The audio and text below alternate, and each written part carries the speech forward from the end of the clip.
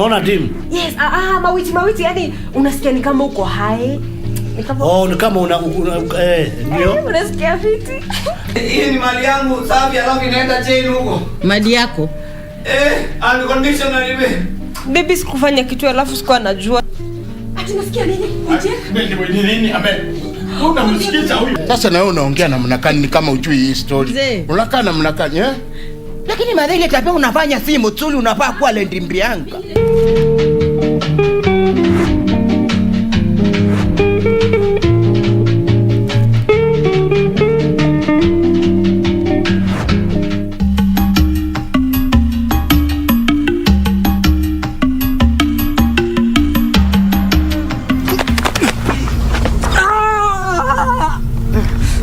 Kabisa unanikana mimi sikujui wewe na unijui.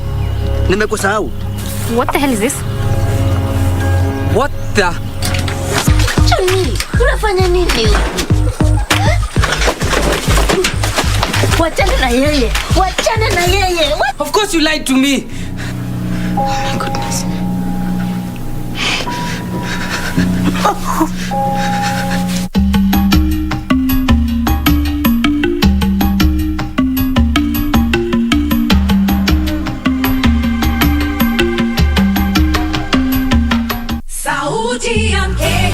Juu milimani na hata mabondeni, Radio Taifa inatamba kutamba. Sasa unaweza kupokea matangazo ya Radio Taifa loud and clear popote ulipo Western Kenya. Radio Taifa usisahau unaweza ukatupata kupitia ukiwa Busia, Siaya, Vihiga, Mumias, Yala na maeneo yaliyoko karibu. Radio Taifa inapatikana kwenye 104.5 FM, na ukiwa Bungoma, Kakamega, Kiminini, Kipkaren na viunga vyake, pata vipindi na burudani safi kupitia 92.3 FM. Radio Taifa, sauti ya Mkenya.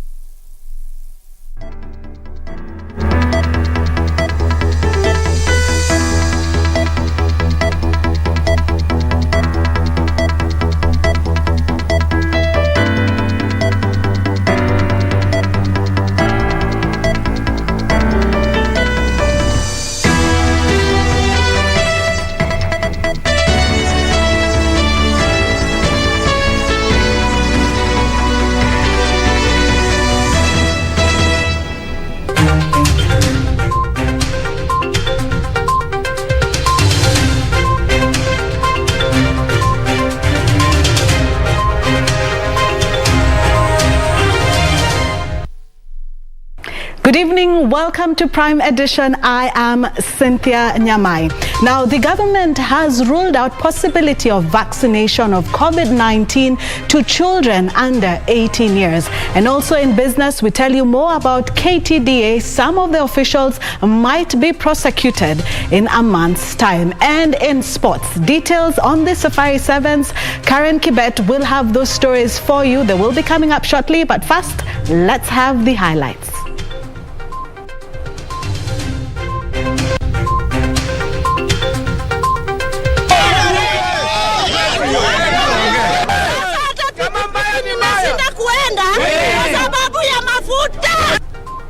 Irate motorists stage protest over high fuel prices.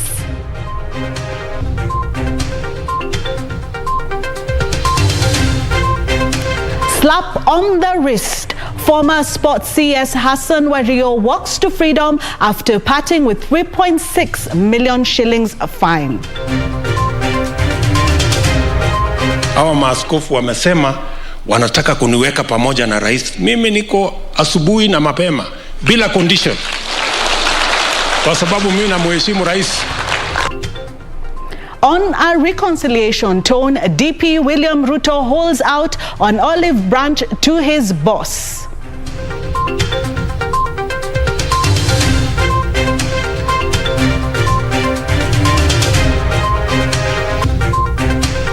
And at a breaking point, Central Bank of Kenya raises the red flag over rising public debt.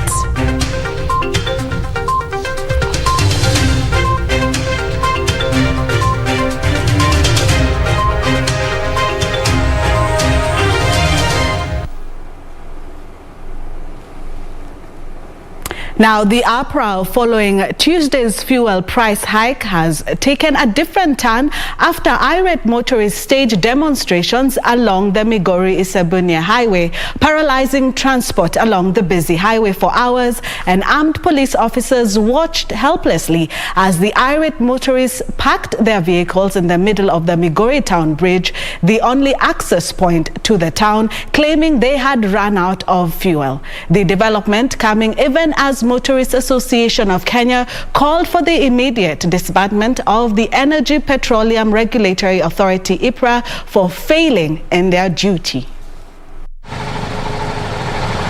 For the better part of Thursday, transport activities along the busy Migori-Sebania highway came to a standstill as motorists blocked the busy road. The irate motorists, who staged demonstrations over increased fuel prices, parked their vehicles in the middle of Migori town bridge, the only access point to the town, in guise that they had ran out of fuel.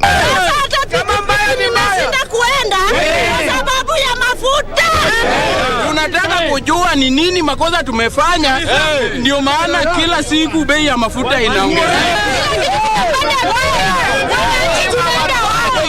Ikifika wakati wa kura wanatubembeleza, wanatushawishi na sukari. Tumetoka, lazima warudishe bei ya mafuta ili watoto wetu wasome vizuri na wanaume wetu wafanye kazi vizuri. They also used boulders to block the busy Migori-Isebania highway connecting Kenya with Tanzania. Inatoka hapa Kenya inaenda Tanzania ni 90 per liter. Mafuta inatoka hapa inaenda Uganda, bei iko chini. Mbona hapa Kenya tunanyanyaswa? Similar calls were made by bodaboda operators in Busia County, who say they have been forced to cross to the neighboring Uganda where prices are friendly. Kenya siwezi nunua mafuta shilingi 140 na beba mteja na shilingi 40. Heri tuende tununue kule Uganda ambayo mafuta ni shilingi 1110. This coming as the Motorists Association of Kenya protests the increase, terming it dishonest and economic sabotage which cannot be allowed. The association wants the Energy Petroleum Regulatory Authority disbanded and the original fuel controls reinstated, failure to which the association shall resort to protests and boycotts.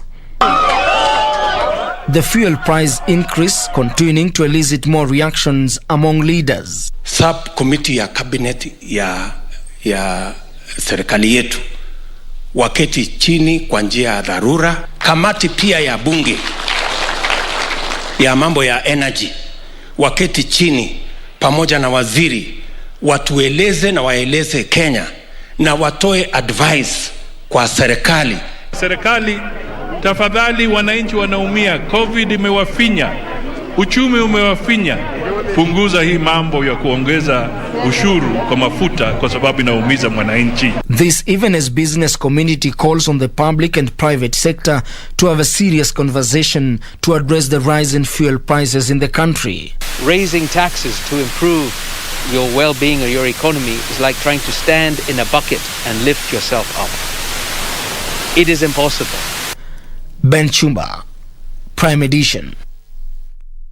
Well, that's a pulse of the nation. We'll definitely be following up that story for you. Now, former Sports Cabinet Secretary Hassan Wario is now a free man after paying 3.6 million shillings, escaping a 6-year jail term. Wario walked to freedom hours after Chief Magistrate Elizabeth Juma sentenced him over corruption and abuse of office linked to the 2016 Rio Olympics. Former National Olympic Committee of Kenya Deputy Treasurer Stephen Arap Soi, who was accused alongside Wario, was slapped with a 103 million shillings fine or 10 years in jail by the Anti-Corruption Court. Former Sports CS Hassan Wario becomes the first high-ranking cabinet secretary to be convicted and sentenced by a court of law in the post-2010 constitution. Wario is, however, a free man after paying the 3.6 million shillings fine hours after being sentenced by Chief Magistrate Elizabeth Juma. The court had proven that Wario, alongside former NOC Deputy Treasurer Stephen Arap Soi, had a role in the embezzlement of funds allocated to the National Olympic Committee of Kenya (NOC) to oversee the welfare of Kenyan representatives to the 2016 Olympic Games in Rio de Janeiro, Brazil. His co-accused, Stephen Soi, who spearheaded the Kenyan team to the Olympics at the time, has been sentenced to a 10-year jail term or a fine of 103 million shillings over misuse of public funds. The varied fines were based on the sum misappropriated under the watch of each accused person. According to the court, 88.6 million shillings meant to buy air tickets and sports apparel for team members was instead pocketed by ministry officials. The former sports CS is said to have taken advantage of his office and had 3 other persons who were not in the delegation included in the Kenyan team that was traveling to Brazil for the Olympics and had allowances paid to them. So he has 14 days right of appeal. Now to COVID news, where 511 people have tested positive for COVID-19 from a sample size of 7,955 tested in 24 hours. Total confirmed positive cases are now 245,337 and cumulative tests so far conducted are 2,478,820, according to the latest data from the Ministry of Health. From the new cases, 488 are Kenyans and 23 are foreigners. The positivity rate is at 6.4%. So far, 469 people have recovered after 273 patients were given a clean bill of health. A total 4,961 have succumbed since the pandemic was first reported in the country last year. The number includes 12 deaths reported in the last one day from facility record audits in the month of March, April, May, July, August, and September 2021. Over 226.64 million people worldwide have been infected, and more than 4.66 million have lost the fight. Now, moving on, the government has ruled out administrating the Pfizer biotech COVID-19 vaccine to children under the age of 18 years. Health Cabinet Secretary Mutahi Kagwe maintained that despite the vaccine being administered to children in other countries, Kenya will not go the same route. The first batch of the Pfizer biotech vaccine from the US is expected on Friday, and Sinopharm vaccine from China arrives on Saturday. The Ministry of Health remains adamant only those above 18 will be immunized against COVID-19, with priority being given to those above 50 years unless in special circumstances. Yes, we are expanding the areas of vaccinations. We also depend on the advice that we are given by the manufacturers of the vaccines, so that we do not enter areas that the different vaccines are not suitable for. Currently, we are not vaccinating children just openly. Health Cabinet Secretary Mutahi Kagwe urging those not vaccinated to take advantage of available doses and not to be selective. The only reason why people are talking about Johnson is because it's a single shot. It's a single shot vaccine. But it doesn't make it necessarily better than the others. And in terms of efficaciousness, for example, there are some other vaccines that have got a higher efficaciousness as far as we know. So what I would like to urge, when you get a vaccine that has the approval of the World Health Organization, don't wait for another one. Speaking when he commissioned over 30 newly renovated state-of-the-art biomedical laboratories at the Kenya Medical Research Institute, KEMRI, Kagwe underscored the importance of research in dealing with infectious outbreaks. Zile machine ambazo zimewekwa hapa ni kuzuia siku moja kusije kukawa na shida hiyo ya kwamba kama ni COVID-19 viruses zinatoka nje, watu wanashikwa na hizo huko nje, ama watu wanaingia wanazitoa wanatumia na njia mbaya. Kwa hivyo hii ni kazi muhimu sana. And these newly refurbished state-of-the-art laboratories funded by the Defense Threat Reduction Agency, otherwise known as DTRA, will significantly enhance Kenya's biosafety, biosecurity, and biosurveillance capabilities. They will also play a critical role in detecting, diagnosing, and reporting disease outbreaks. The laboratories are expected to strengthen human resource and research infrastructure development in the country. Meanwhile, Cabinet Secretaries Dr. Fred Matiang'i of Interior, Mutahi Kagwe of Health, and Nairobi Metropolitan Service Lieutenant General Mohamed Badi have launched 3 hospitals in Nairobi. The hospitals, which included Ngundu Level 3 hospitals in Ruai, Nairobi, are part of the government's agenda to improve service delivery. Wakati huu na huku mbeleni sasa tunaenda kwa hiyo maneno ndugu yangu Mutahi amesema huu mjadala ambao unakuja huku mbele. Tuzingatie usalama wa nchi yetu kwa sababu bila usalama hatuwezi kufanyika maendeleo kama haya. We have treated 85,000 Nairobians so far. Na bado tunaendelea, bado tuko na hospitali nyingine 13 kufungua, so miradi hii inaendelea. The hospitals will serve residents of Kamolo and Ruai, Zimmerman and Gomongo. Suleiman Yeri, Prime Edition. Well, business operations in Rumuruti town, Laikipia County, was paralyzed for the 3rd day running, with 3 more farmers attacked and seriously injured. The traders closed their shops in solidarity with farmers who have been protesting the presence of herders that they claim have invaded their farms. This comes as Senate blamed the government for what it termed as laxity in addressing insecurity in Laikipia County. Business operations in Rumuruti town of Laikipia County was affected as traders and livestock owners kept off the popular weekly livestock market as tension heightened. The standoff follows a series of invasions of farmland by herders. Residents also complained of attacks by the herders who livestock fed on their farms even as they attempted to keep the animals away. Na watu wanaogopa pia kuingia hapa kwa soko. Kawaida soko inakuwaje? Kawaida soko watu uwanga wanajaa, wanunuzi kutoka mbalimbali. Lazima ikitu kila kabila yote waitu wakae chini, tujue kiini cha kukula mashamba ya watu ni nini, ama inatokana na nini. Bila hiyo sioni kama watu watakuwa na amani. Laikipia Governor Nderitu Mureithi is calling for all stakeholders to embrace dialogue and agree on a ceasefire. Ni jambo ambalo of course limetatiza shughuli za biashara. Manake ukiangalia leo ni Alhamisi, ukiangalia huko nje utaona kwamba ile kawaida ya Rumuruti kwamba kuna wanabiashara wengi siku ya Alhamisi, utaona leo ni pengine 10%. Tungependa tusuluhishe hili jambo kusudi jamii zote za Kenya ziweze kuishi pamoja. This came as the Senate took issue with the government for what they termed as knee-jerk response to the Laikipia skirmishes that has left at least 8 people dead, others displaced and property destroyed. Why can't you find time to appear before Parliament and discuss the lives of these pastoralists that are being killed? We must be serious, Mr. Speaker. We must rise as leaders and do that which is right for this country. In Laikipia also, that it is politicians who are causing the problem in Laikipia. That is an excuse. It could be the administration. Why always politicians? And no single politician has been arrested and convicted of carrying out those kind of activities in Laikipia.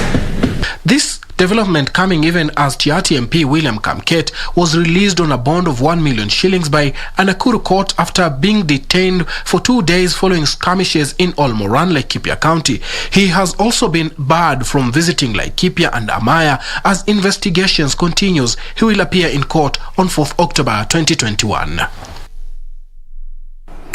And now to politics, where Deputy President William Ruto says he is ready for negotiations with President Uhuru Kenyatta in a bid to ensure the nation is united. Speaking during a meeting with grassroots leaders from Kandara at the Karen residence, Ruto said he was available anytime to mend faces with his boss if called upon. This event as he hit out on leaders trying to propagate hate with his boss.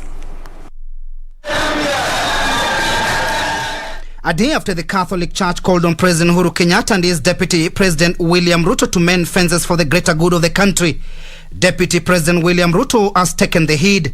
Niko tayari. Hawa maaskofu wamesema wanataka kuniweka pamoja na rais. Mimi niko asubuhi na mapema bila condition. Wanataka kuniweka pamoja na rais. Mimi niko asubuhi na mapema bila condition. Wanataka kuniweka pamoja na rais. Mimi niko asubuhi na mapema bila condition. Wanataka kuniweka pamoja na rais. Mimi niko asubuhi na mapema bila condition. Wanataka kuniweka pamoja na rais. kwa sababu mimi namheshimu rais, yeye ni mdosi wangu. I have never heard Deputy President William Ruto talking anything bad about the president or akikemea mkubwa yake rais. Ruto says he has no bad blood with his boss and is very much ready to work with him to ensure Kenya attains development. Kuna watu tu wakora wamekuja hapo wakaweka fitina mingi mpaka wakasemekana huyu deputy president weke kando, sijui nini, lakini mimi niko ready without condition any moment, kwa sababu tulichaguliwa pamoja na Wakenya na walitupatia majukumu ya kuendesha serikali hii ya Kenya mbele kwa muda ambayo tumepatiwa. Ruto appeared to agree with a section of spiritual leaders on barring politicians from using the pulpit to campaign, even saying the church must be respected. The deputy president called on politicians to preach peace and stop dividing Kenyans along tribal lines. Wakasema vile vile ya kwamba tusirudishwe nchi yetu mahali ya siasa ya kuwapiganisha wananchi. Tunataka siasa ya amani. Leaders who attended the meeting faulted those trying to hit back at the High Court for nullifying the BBI bill. Hii kitu iliangushwa na mahakama. Lakini hata sio mahakama, ni sheria na katiba ambao hawa watu wametengeneza. And I want to challenge those that are lying to our people that with BBI we lost 53 billion. It is possible today. There is a fast supplementary budget coming in the next 1 month. Hiyo mimi mwenyewe I crafted it. I persuaded Senate ikapitisha. Kwenda National Assembly Kemunya na Kioni wakaikataa. But speaking separately, Africa Inland Church Deputy Presiding Bishop Paul Kirui called on President Uhuru Kenyatta and his deputy William Ruto to put their differences aside and reconcile for the sake of the country. Tunaomba kwamba kila mmoja anayepata nafasi ya kuongea apime maneno anayozungumza. Meanwhile, businessman Jimmy Wanjigi has refuted claim that he is at loggerheads with ODM party leader Raila Odinga. Speaking in Homa Bay during his first day of the Nyanza trip, Wanjigi said that he is a strong supporter of the ODM leader, saying he is also advancing his ambition according to the party's constitution. I mean well for the party called ODM. We want to get to power. Parties are formed so they get to power. That is my interest, because our intention is to be the foundation of the third liberation of Kenya. And that third liberation is the economic revolution. Timothy Kipnusu for Prime Edition. Well, we take a short break, but when we come back, Central Bank is calling for the government to bring in efficiency in public spending. That and more coming up shortly.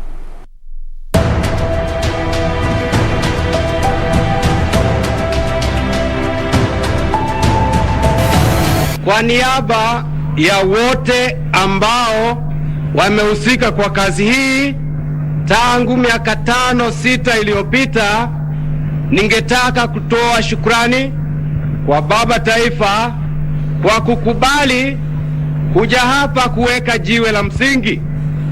Sisi ambao tumehusika kwa kazi hii kwa muda huo wote, mwanzo huu wa kujenga hapa katika Webuye ni mpango ambao sisi tunategemea ya kwamba kiwanda hiki ambacho ni kikubwa kabisa kitavuta viwanda vingine hapa Webuye. Yaani tunajua kwamba viwanda ni kama binadamu. Binadamu hendi mahali ambako hakuna binadamu mwenzake. Viwanda vile vile ukiwafuruta katika mahala ambako havuna viwanda vingine wana sita.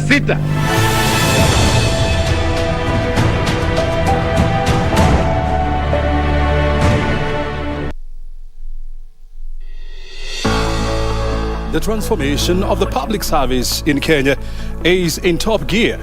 What are the opportunities and what are the drawbacks? I see a public service not long from now. We already are nearly there. A public service that is comparable to the best around the world. which means a public service that lives up to the expectations of what scholars these days call institutional development. This week on Inside Government, we talk matters public service transformation here in Kenya with the Kenya School of Government Director General Dr. Ludeki Chwea, right here on KBC Channel 1.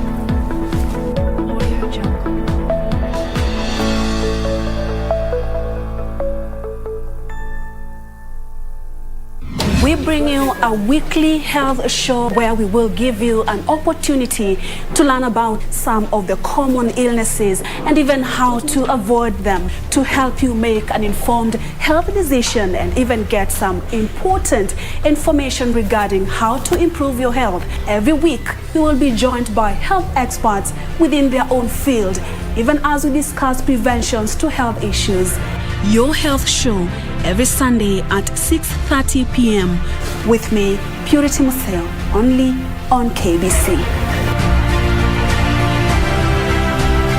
曾以为只是寒冷如常的冬天 I'll make sure she's transferred to the best cell here. I heard she killed someone. She's in prison at Shuntian Prefecture right now.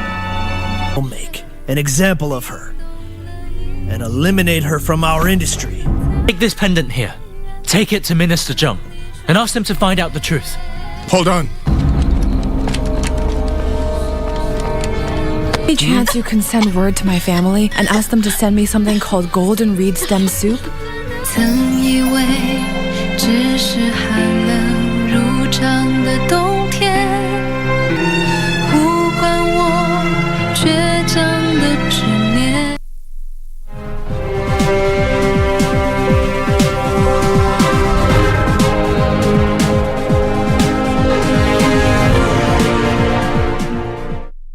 Welcome back, and now let's catch up with business news. Central Bank Governor Dr. Patrick Njoroge is calling for efficiency in public spending to address the rising public debt. Dr. Njoroge told the Senate Committee on Finance that the public debt levels are rising largely due to heavy spending on infrastructural projects and COVID-19 related funding. Kenya's debt has hit 7.7 trillion shillings, which is 69% of GDP, up from 3.6 trillion shillings in 2016. As of September 2020, Kenya's external public debt was at 51.4%. In March 2021, the International Monetary Fund, IMF, assessed Kenya's public and publicly guaranteed debt as sustainable, but with high risk of debt distress. During this assessment, Kenya's debt was subjected to lower thresholds and a benchmark due to high fiscal deficit and a sharp decline in exports and economic growth due to COVID pandemic shocks. Appearing before the Senate Committee on Finance, Central Bank Governor Dr. Patrick Njoroge warned that Kenya's debt is becoming unsustainable. Shouldn't be thinking that we should wait until this thing becomes really comes in front of us. Oh no! We have to take the specific measures to turn this ship, which really takes a lot of turning. Dr. Njoroge attributes the current public debt level to spending on capital-intensive infrastructural projects and COVID-19 related expenses. Issue here comes back to value for money. And I think that is a fundamental issue. Regardless of whether it is infrastructure, regardless of what the spending is, every shilling needs to produce a shilling worth of services or support, etc. Senators questioned the viability of the standard gauge railway that takes up 11% of the external debt, among other infrastructural projects that they said have put Kenya in a precarious debt situation. The loan terms are for purposes of SGR and what the government was thinking, because we must have a policy. Otherwise, those who argue that some of these debts are a threat to our sovereignty are right.